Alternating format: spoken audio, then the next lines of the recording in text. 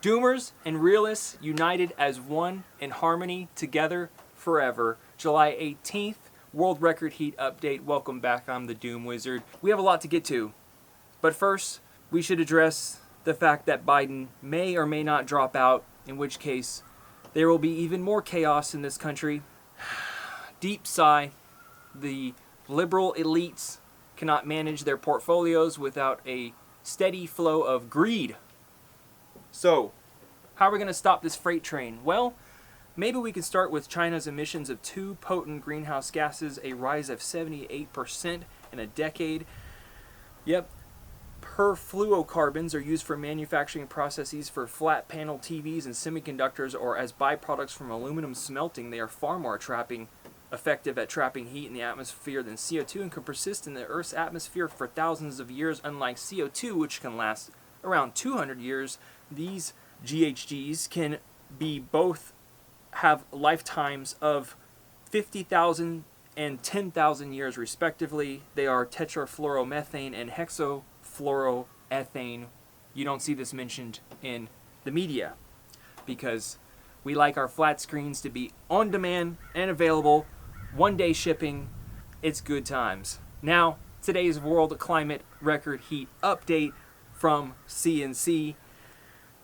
Deadly floods engulf parts of South Asia. Extreme weather devastates vulnerable regions, and they have 4 years to turn Central Asia's water woes around. Central Asia risks being plunged into a state of chronic water shortages as new canal project nears completion in Afghanistan. Meanwhile, extensive wildfires ravage forests across Iran, Mongolia, floods in Russia and China. 15 provinces on emergency alert as deadly floods make their way north. You notice the torrential rain happening lately. There is more moisture in the atmosphere. Not to mention we have been, I think, 1.6 degrees Celsius over. Is that what Beckwith said, reporting on James Hansen's work? Torrential rains trigger evacuation closures in Greater Seoul. Hottest July in the whole southern hemisphere history. World's oldest known open caves have been closed to visitors after the only roads were destroyed by storms, fires, and floods. And also, rare new pictures show uncontacted Amazonian tribes threatened by loggers. I think they also reported a man being killed with an arrow several feet long.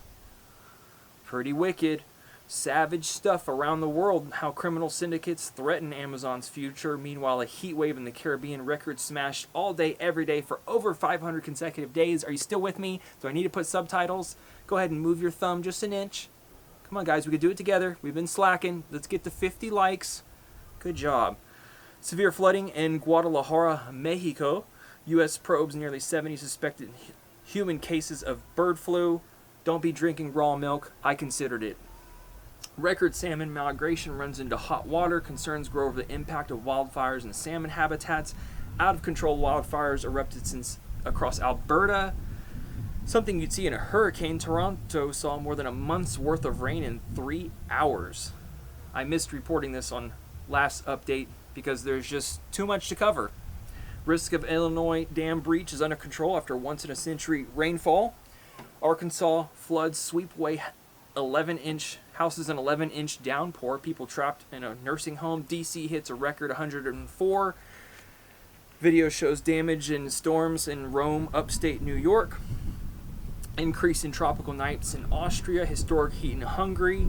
The Grand Prix chaos as pit lane floods just 48 hours before qualifying session. We're still doing the race cars when our planet is destroying us, or the other way around. Extraordinary Romania heat, hottest night ever. Romania's corn and sunflower crops severely impacted by drought. Serbia and Romania, Moldova, also hottest nights in history, along with Ukraine. Smashing temperature records amid power outages. Cats have a place on the battlefield. They're keeping soldiers comfort while they murder each other across borders. Early jellyfish invasion disrupts Crimean Peninsula. Much of Europe continues to bake under a prolonged heat wave. But it's fake news, man. Albania continues to tackle wildfires spreading up the North Country. Greece experiences 10th consecutive day of heat wave on Wednesday, according to Meteo Weather Service, National Observatory of Athens. We're turning vapor into drinking water, apparently in Spain, because we need to.